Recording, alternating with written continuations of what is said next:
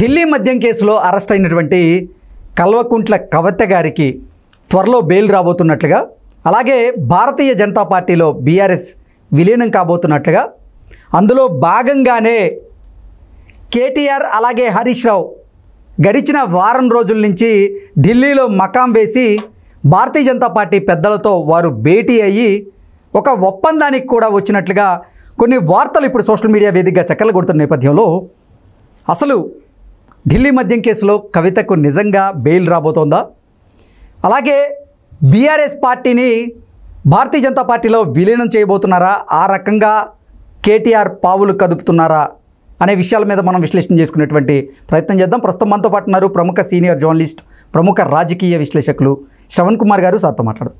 శ్రవణ్ గారు నమస్తే అండి. నమస్తే అండి. శ్రవణ్ గారు, త్వరలో ఢిల్లీ మద్యం కేసులో కవిత గారికి బెయిల్ రాబోతున్నట్లుగా, అలాగే బీఆర్ఎస్ని భారతీయ జనతా పార్టీలో విలీనం చేయబోతున్నట్లుగా కొన్ని వార్తలు అయితే వస్తూ ఉన్నాయి. అందులో భాగంగానే కేటీఆర్ గారు అలాగే హరీష్ రావు గారు ఢిల్లీలో మకాం వేసి భారతీయ జనతా పార్టీ పెద్దలతో రహస్యంగా వాళ్ళు భేటీ అయినట్లుగా, వాళ్ళు ఒక ఒప్పందానికి వచ్చిన తరువాత మాత్రమే ఇప్పుడు ఢిల్లీ నుంచి హైదరాబాద్ బయలుదేరబోతున్నట్లుగా కొన్ని వార్తలు అయితే వస్తూ ఉన్నాయి. వీటి మీద మీ విశ్లేషణ ఏంటి? రైట్ అండి, మీరు అడిగిన ప్రశ్నలో చాలా లోతైనటువంటి అంశాలతో కూడుకున్నటువంటి అంశం ఏమిటి అంటే, ఒక కేసులో ఎవరైనా, ఇక్కడ కవిత అని కాదు, ఒక కేసులో ఎవరైనా అరెస్ట్ అయినా అరెస్ట్ నేపథ్యం వేరు. అయితే అరెస్ట్ అయిన తర్వాత గురించి మాట్లాడుకుంటే, అరెస్ట్ అయిన తర్వాత బెయిలబుల్ నాన్ బెయిలబుల్ అనేది ఒకటి ఉంటుంది. బెయిలబుల్ అయితే ఇమీడియట్లీ బెయిల్ వచ్చేస్తూనే ఉంటుంది.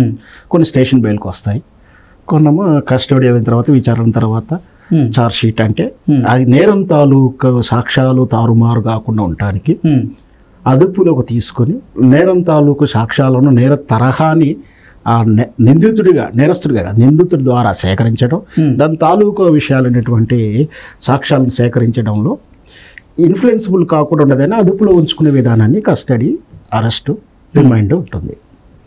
ఆ తర్వాత ప్రొసీజర్ ప్రకారం మనకు బెయిల్ వస్తుంది. ఇదంతా కూడా న్యాయ పరిధిలో, చట్ట పరిధిలో, న్యాయస్థాన పరిధిలోని అంశాలు. దీనికి రాజకీయ అంశాలను మిళితం చేసి చూడాల్సిన దౌర్భాగ్య స్థితిలోకి ఎందుకున్నాము అంటే, కేవలం నరేంద్ర మోడీ అనేటువంటి ఒక ప్రజాహంతకుడి వల్ల, ప్రజాస్వామ్యాన్ని నిట్ట నిలువున వ్యవస్థలు భ్రష్టు పట్టించే విధానాన్ని. ఒక ప్రధాని మీద మీరు, నేను ప్రధాని మీద కాదు, ఒక వ్యక్తి మీద చేస్తున్నాను. స్పష్టంగా చెప్తున్నాను, ప్రధాని వ్యవస్థని కానీ ప్రధాని స్థానాన్ని కానీ నేను ఏమని అంటలేను. ఆ స్థానంలో ఉన్నవాడిని ఏమని అంటలేను.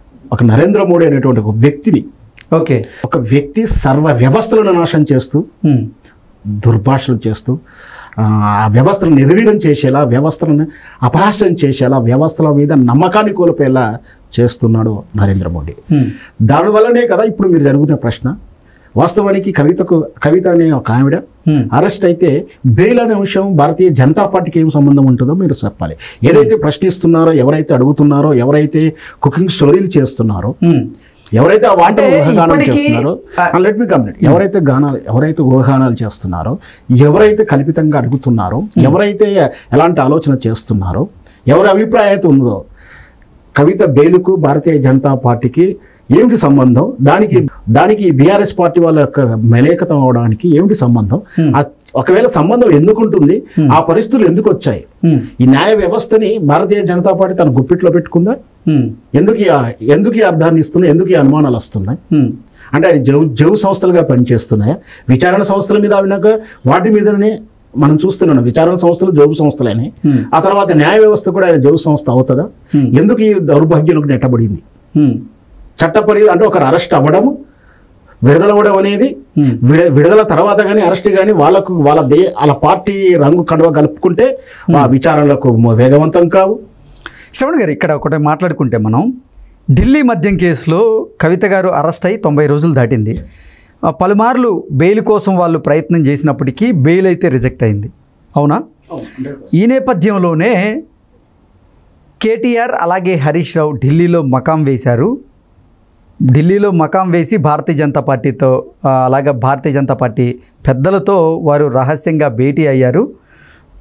వారు ఒకవేళ బెయిల్ గనక వచ్చేలా చేస్తే రాజ్యసభలో బీఆర్ఎస్కి సంబంధించినటువంటి ఎంపీలు ఎవరైతే ఉన్నారో వాళ్ళతో భారతీయ జనతా పార్టీకి సంబంధించినటువంటి బిల్లులన్నింటినీ మేము ఆమోదింపజేస్తాం అనేలాగా ఒప్పందాన్ని కుదుర్చుకున్నారు. అలాగే అందులో భాగంగానే నిన్న కేటీఆర్ కూడా బయటకు వచ్చి అంశాల వారీగా మేము రాజ్యసభలో ఎన్డీఏకి మద్దతు తెలుపబోతున్నాం అంటూ ఆయన చెప్పినటువంటి నేపథ్యంలోనే ఇక అసలు బీఆర్ఎస్ని భారతీయ జనతా పార్టీలో విలీనం చేయబోతున్నారు. ఇప్పటికే ఒక ఒప్పందానికి అయితే వచ్చేశారు. ఇక త్వరలో కవిత గారికి బెయిల్ రాబోతుంది అనేటువంటి వార్తలు అయితే వస్తూ ఉన్నాయి. అవును, వాస్తవానికి ఏంటంటే కేటీఆర్ గారు వ్యాఖ్య చేయడం కూడా మనం చూసాం. అది రాజకీయ నిర్ణయం. రెండు రాజకీయ పార్టీల మధ్య ఉన్నటువంటి సత్సంబంధాలు, అవగాహన అది. దానికి న్యాయ వ్యవస్థలో ఉన్నటువంటి బెయిల్కు లింకు రావడం అనేది దౌర్భాగ్యమైన పరిస్థితి. ఎందుకంటే ఒక వారం రోజుల నుంచి కేటీఆర్ అలాగే హరీష్ రావు గారు ఢిల్లీలో ఎందుకు మకం వేసినట్టు?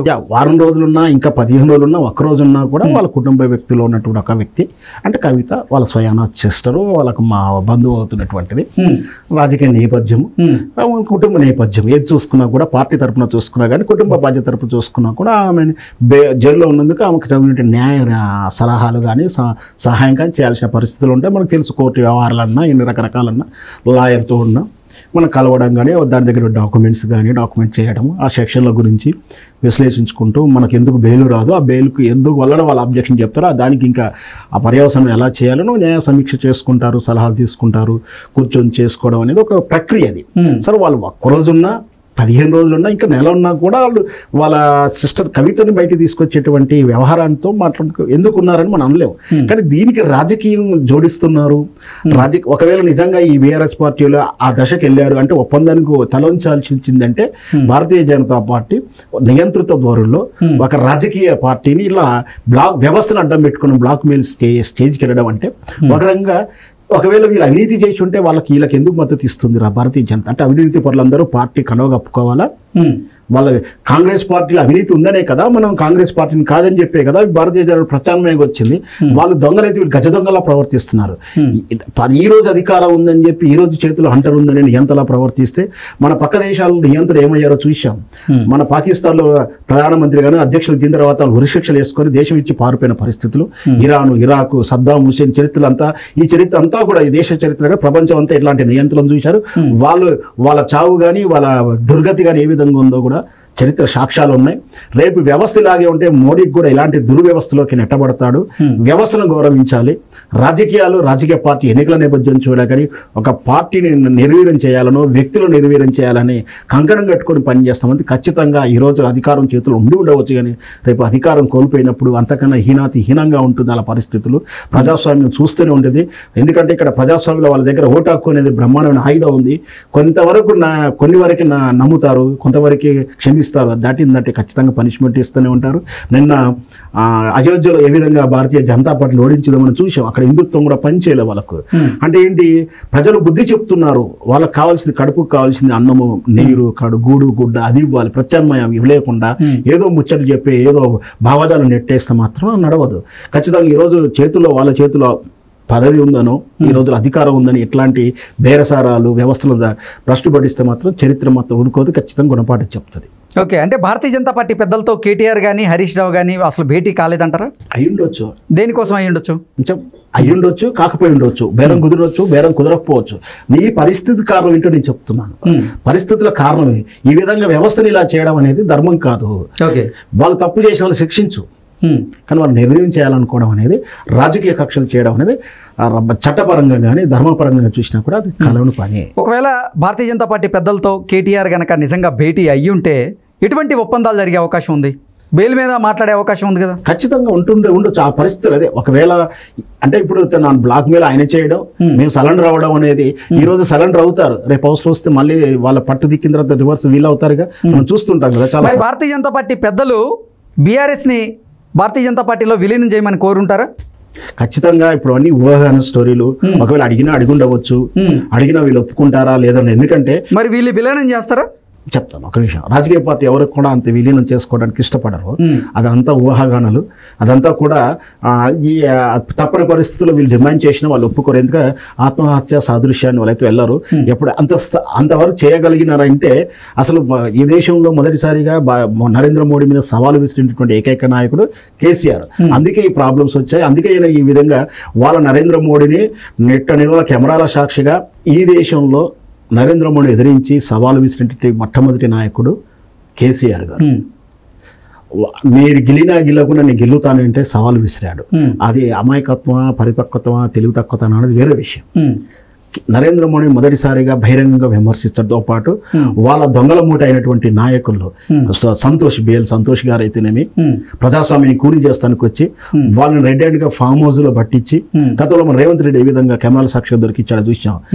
అన్ని న్యాయ వ్యవస్థలకు అంతా కూడా ఆ వీడియోలను పంపించి వీళ్ళు మ్యానిపులేట్ చేయకుండా పకడ్బందీగా వాళ్ళని కోర్టు ముందున దోషులుగా నిలబెట్టాడు. ఆ కక్ష కానీ ఆ కోపం కానీ వాళ్ళకి ఉండి ఉండవచ్చు. అంటే ఇక్కడ ఏంటంటే పోరాడే ప్రతిమ ఉన్నటువంటి వ్యక్తులు, చేయలేపిన వ్యక్తులు అంత ఈజీగా రాజీపడే పార్టీని విలీనం చేస్తారని కూడా అమాయకత్వం అవుతుంది. కాకపోతే వాళ్ళకు రాజకీయ ఎత్తుగడలు ఉండవచ్చు. ముందు కవిత బయటికి రావాలి. ఈ కవిత బయటకు వచ్చేదని రాజకీయ కారణంలో వ్యవస్థను మేనేజ్ చేయడం అంటే నిజంగా ఖచ్చితంగా రేపు చరిత్రలో నరేంద్ర మోడీ దోషిగా నిలబడతారు. ఎందుకంటే ఆల్రెడీ మనకు తెలుసు ఇతర దేశాలలో కూడా నరేంద్ర మోడీ పాలనలో ప్రజాస్వామ్యం కూలి చేయబడుతుందని చెప్పబడింది. అది స్వయాన వాళ్ళ ఆర్ఎస్ఎస్, స్వయాన వాళ్ళ విహెచ్పి నాయకులు కూడా నరేంద్ర మోడీ వల్ల వ్యవస్థలు ఏ విధంగా భ్రష్టు పడుతున్నాయని వాళ్ళే స్వయంగా విమర్శిస్తున్న ధోరణి మనం చూస్తూనే ఉన్నాం. ఇది మాత్రం ప్రజాస్వామ్యంలో మంచి పద్ధతులు కావు. ఓకే అండి, థ్యాంక్ యూ సో మచ్.